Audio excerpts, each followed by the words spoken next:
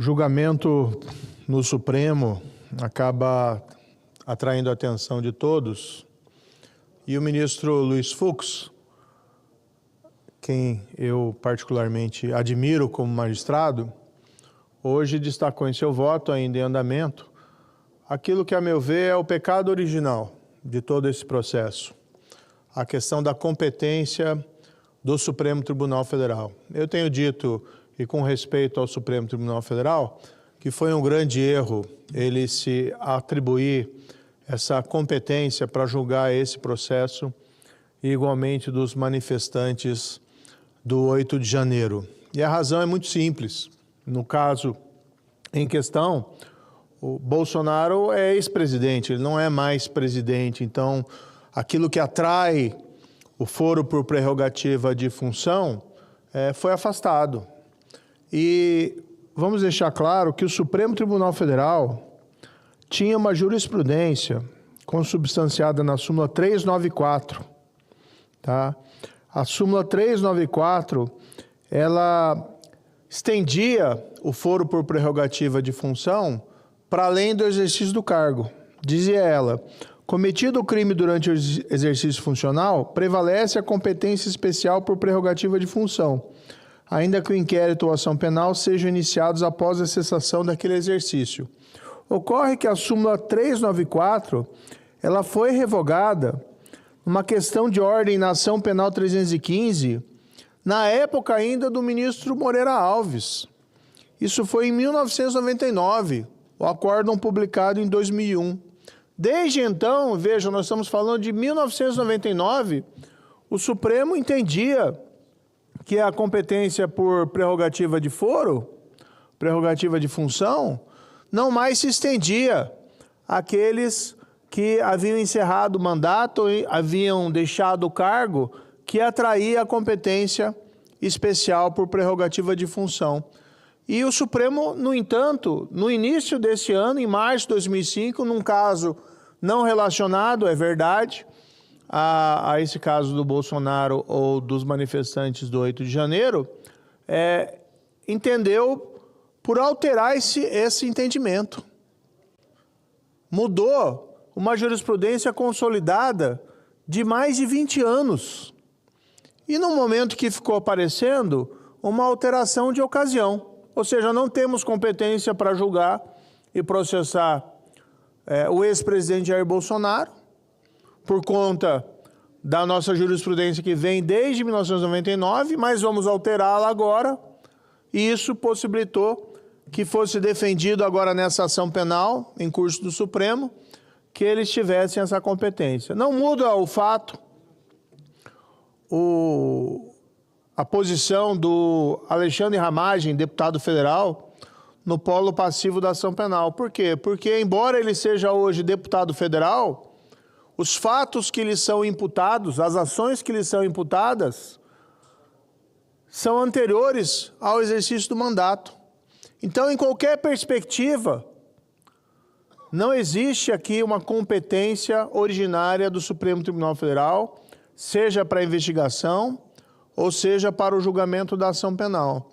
E aqui o ministro Fux foi corajoso em apontar essa preliminar logo de início. Não cabe ao Supremo Tribunal Federal julgar esse caso. Isso eu já havia falado antes, diversos juristas falaram antes. O ex-ministro Marco Aurélio de Mello havia destacado esse fato da falta da competência do Supremo Tribunal Federal. E quando se força, argumentativamente, se muda uma jurisprudência de mais de 20 anos para trazer, para manter essa competência em relação ao ex-presidente Jair Bolsonaro nessa ação penal, nessa investigação, é evidente que acaba gerando um mal-estar. Acaba aparecendo aí que houve uma forçação, vamos dizer assim, da argumentação para que esse caso permanecesse no Supremo Tribunal Federal. E tem mais um motivo, porque esse caso e também dos manifestantes do 8 de janeiro não deveriam ter ficado naquela corte. O Supremo Tribunal Federal, ele se sente atacado. Ele foi, de fato, invadido por aqueles manifestantes. Então, é uma corte que se sente agredida.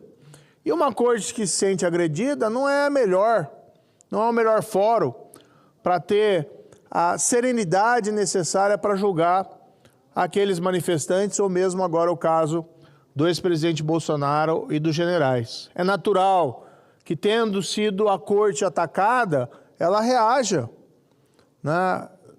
Ela reaja de uma maneira a querer preservar, né, a sua dignidade, a sua soberania, mas com um certo excesso em relação aos seus agressores. A meu ver, é esse fator que explica a exacerbação dessas penas impostas aos manifestantes, 17, 18 anos, 14 anos, porque uma pintou de batom uma estátua, porque outro sentou na cadeira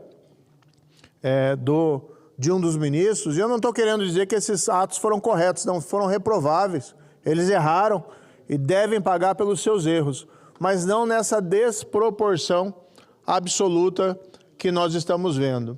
Seria o mais apropriado que esses casos fossem remetidos aí à primeira instância, como foi o caso do ex-presidente Lula. Na vigência da jurisprudência consolidada de mais de 20 anos, desde 1999, Lula não exercia mais o mandato de presidente e por isso foi julgado em primeira instância. E pôde recorrer à segunda instância, onde foi igualmente condenado. E pôde recorrer ainda à terceira instância, ao STJ, onde foi igualmente condenado. Até que veio essa reviravolta política e se encontrou ali nulidades, a meu ver, inexistentes, mas que levaram a, vamos dizer assim, uma mudança na situação do ex-presidente, foi colocado em liberdade e depois pôde, inclusive, concorrer à presidência da República, sem que jamais tenha sido declarado, aliás, inocente. Então, o pecado original desse caso no Supremo Tribunal Federal diz respeito à competência, como foi muito bem colocado no voto de hoje do ministro Luiz Fux. E não vejo como o Supremo pode justificar que uma jurisprudência de mais de 20 anos, 25 anos, seja abruptamente alterada para justificar o processo de julgamento desse caso perante o Supremo Tribunal Federal. Faria bem ao próprio Supremo Tribunal Federal remeter esse caso à primeira instância. Assim mostraria, olha, não temos um interesse específico nessa causa, nós temos um interesse específico na manutenção do direito, e o próprio Supremo Tribunal Federal teria ainda atribuição recursal, poderia julgar esse caso no futuro, num eventual recurso que lhe chegaria às mãos.